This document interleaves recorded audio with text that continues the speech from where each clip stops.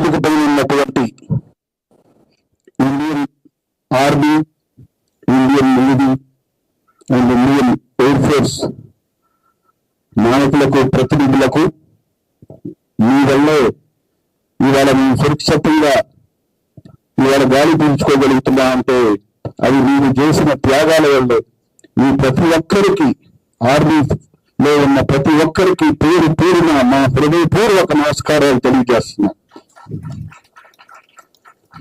అలాగే వేదిక పైన ఉన్నటువంటి పెద్దలు మోహన్ కృష్ణ గారికి మా నాన్నగారు మాధవ్ రంగారావు గారికి చాలా గొప్ప స్నేహం ఉండేది. చాలా గొప్ప, మీకు అందరికీ తెలిసే ఉంటుంది, మోహన్ కృష్ణ గారు చాలా గొప్ప కెమెరామెన్. ఎన్టీ రామారావు గారు చేసిన, బాలకృష్ణ గారు చేసిన ఎన్నో గొప్ప సినిమాలకి వారు సినిమాటోగ్రాఫర్ గా వ్యవహరించారు. అలాగే వారి అమ్మాయి మోహన రూప, వారి అన్నయ్య కూడా ఇవాళ మన మధ్య లేరు కానీ తారకరత్న, ఓ గొప్ప మానవతావాది, నా ప్రియ మిత్రుడు సీనియర్ గారు. అలాగే ఇండస్ట్రీలో ఏ చిన్న నిర్మాతకైనా ఏ పెద్ద సమస్య వచ్చినా నేనున్నాను అంటూ ఎప్పుడు ఇండస్ట్రీని ఆదుకోవటానికి ఎల్లప్పుడూ నేనున్నాను అని నా చెదలవాడ శ్రీనివాసరావు గారికి, ప్రొడ్యూసర్స్ కౌన్సిల్లో చిన్న జనరల్ గా సినిమాలని ఒక 1000 సినిమాలు రిలీజ్ అయితే అందులో ఆల్మోస్ట్ 900 సినిమాలు చిన్న సినిమాలే ఉంటాయి.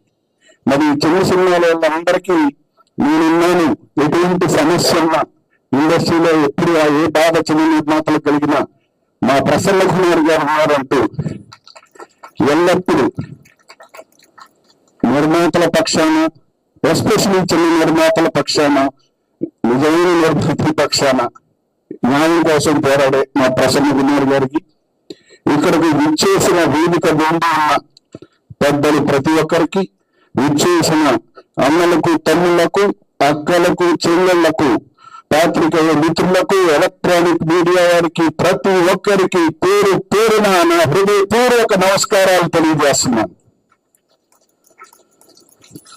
నవరస నట సార్వభౌమ నందమూరి తారక రామారావు గారు ఒక ప్రజానాయకుడు, ఒక కథానాయకుడు. కథానాయకుడిగా వారు ఎన్ని పాత్రలు చేశారు, హీరోగా ఆనాటి నుండి చివరి వరకు ఎన్ని పాత్రలు చేశారో దాని గురించి ఆంధ్రదేశంలోని, అలాగే భారతదేశంలో, అలాగే ప్రపంచవ్యాప్తంగా ఉన్న తెలుగు వారందరికీ, చిన్న పిల్లల నుంచి పెద్దవాళ్ళ వరకు అందరికీ తెలుసు. దాని గురించి నేను చెప్పడం లేదు. కానీ ఒక్క విషయం ఏంటంటే, ఆ రోజుల్లో సౌత్ ఇండియా అంటే చాలా మందికి మద్రాసీలు అనేవారు. కానీ అటువంటి సభలలో తెలుగు జాతి గౌరవాన్ని, తెలుగు జాతి ఆత్మగౌరవాన్ని ప్రపంచవ్యాప్తంగా దశ దిశలా వ్యాపింపజేసిన తన నటన ద్వారా గొప్ప మహానుభావుడు నందమూరి తారక రామారావు గారు.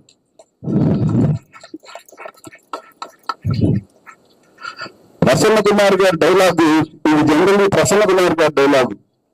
జనరల్ గా ఇప్పుడు మనం తెలుగు సినిమా, ఇండియన్ సినిమా అయింది, తెలుగు సినిమా ప్రపంచ సినిమా అయింది. ఇవాళ తెలుగు సినిమా అనేది ప్రపంచవ్యాప్తంగా చాలా పెద్ద సినిమా అయింది. బోల్డ్ సినిమా అవటానికి కారణం రాజమౌళి గారు బాహుబలి అనే సినిమా, లేదు దాని తర్వాత వచ్చే దర్శకులు RRR గాని. కానీ ఆనాడే మొట్టమొదటి పాన్ ఇండియా స్టార్ పాతాళ భైరవి అనే సినిమా ద్వారా పాన్ ఇండియా స్టార్ గా ప్రపంచవ్యాప్తంగా తెలిసిన మహానుభావుడు నందమూరి తారక రామారావు గారు. అలాగే తను ఒక కథానాయకుడిగానే మిగిలిపోకుండా ప్రజలకు సేవ చేయాలి. మీరు నిజంగా చూస్తే 8 నెలల్లో ప్రపంచవ్యాప్తంగా మీరు ఏ ప్రపంచంలో ఏ నాయకుడిని చూసినా 8 నెలల్లో ఒక పార్టీ పెట్టి దాన్ని అధికారంలోకి తీసుకురావడానికి కలిగిన ఏకైక మహానుభావుడు మన నందమూరి తారక రామారావు గారు.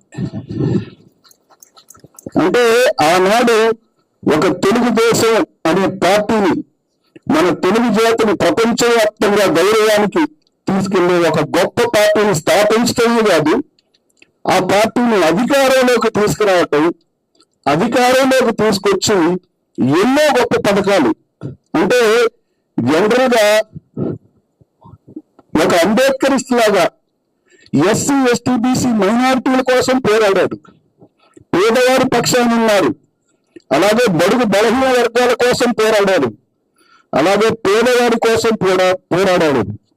అలాగే పేదవాడికి అయ్యా మీ ఇంట్లో అన్నం తినే బాధ్యత అయ్యా అంటే 6 నెలలు 2 రూపాయలుగా బియ్యం ఇచ్చిన మహానుభావుడు ఆయన.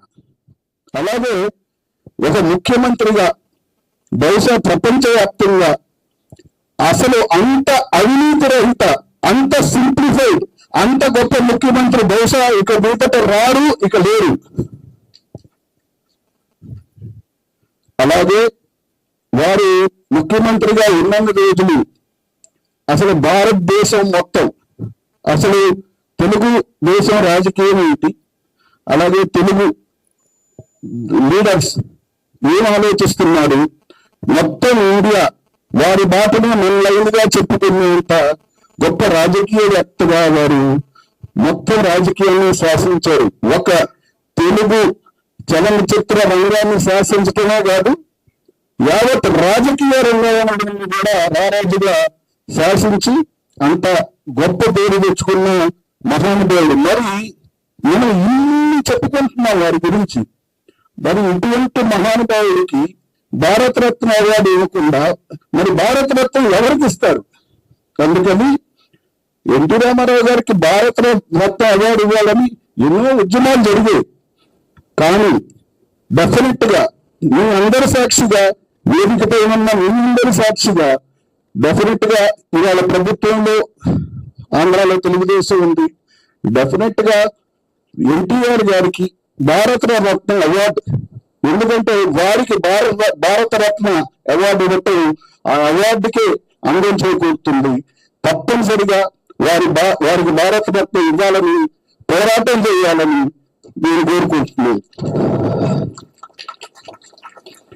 అలాగే ఇవాళ మూవీ ఆర్టిస్ట్ అసోసియేషన్, మా మూవీ ఆర్టిస్ట్ అసోసియేషన్ కి నందమూరి తారక రామారావు గారు, ఏఎన్ఆర్ గారు 2 కళ్ళు లాంటి వాళ్ళు. ఎందుకంటే అటువంటి గొప్ప వ్యక్తులు మా అసోసియేషన్ నాయకులు, మా అసోసియేషన్ అడ్వైజరీ బోర్డ్ చైర్మన్స్ అంటానికి నిజంగా ఇవాళ ఉన్న ఆర్టిస్టులందరికీ మాకు గర్వకారణం. సాధారణంగా అంటుంటారు మనుషులు చనిపోయి స్వర్గానికి వెళ్ళారు, నరకానికి వెళ్ళారు అని. నా ఉద్దేశ ప్రకారం నరకానికి వెళ్తాయంటే వారు చనిపోయిన తర్వాత వారి గురించి ఎవరు తెలుసుకోకపోవటం. స్వర్గానికి వెళ్తూ ఉంటే మరణించిన తర్వాత మరణం లేకుండా అందరి హృదయాల్లో చిరస్థాయిగా జీవితాంతం బ్రతుకుంటూ కళాకారులకి జనరల్గా మరణం అనేది ఉండదు. ఇలాంటి గొప్ప కళాకారులకి, ఎందుకంటే మా నాన్నగారు నారా రంగారావు గారు, అలాగే ఇలాంటి గొప్ప కళాకారులు, ప్రపంచానికే యాక్టింగ్ నేర్పిన ఎన్టీఆర్ గారు లాంటి వాళ్ళకి, కళాకారులు, గొప్ప గొప్ప కళాకారులు అందరికీ తెలుగు ఇండస్ట్రీలో చాలా మంది గొప్ప కళాకారులు మీరు చూస్తున్నారు. కృష్ణ గారు, కృష్ణరాజు గారు, ఇలా సోమరావు గారు, ఎందరో. మరి ఇలాంటి కళాకారులకి మరణం అనేది ఉండదు. ఎస్పెషలీ ఎన్టీఆర్ గారు లాంటి వారికి మరణం కాదు. బహుశా వారు మనందరి మధ్య మళ్ళీ పుట్టే ఉంటారు, ఎక్కడో పెరుగుతూ ఉంటారు. అందుకని ఎన్టీఆర్ గారి 102వ జయంతి సందర్భంగా ప్రజా కళాకారులకి ఎటువంటి మరణం ఉండదని, ఇలాంటి గొప్ప నాయకులకు చిరస్థాయిగా ఎప్పుడు జనం గుండెల్లో ఉంటారని చెప్తూ నా విప్లవాది నేను తెలియజేస్తూ జోహార్ ఎన్టీఆర్, జోహార్ ఎన్టీఆర్.